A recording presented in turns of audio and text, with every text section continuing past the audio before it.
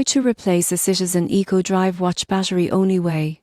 Most people get this wrong, but replacing a Citizen EcoDrive battery isn't complicated if done correctly. You won't believe how long your watch can last with the right steps. First, gather your tools, a small screwdriver, case back opener, and gloves. Citizen EcoDrive watches use rechargeable cells, so handle carefully to avoid damage. Next, remove the case back. Some models have screws, others are snap-on. Use the appropriate tool to gently lift or unscrew the back. Avoid scratching the case. Locate the battery inside. Most EcoDrive watches use a small lithium-ion rechargeable cell. Carefully remove any clips holding the battery in place. Note the orientation for proper installation. Insert the new battery in the same position.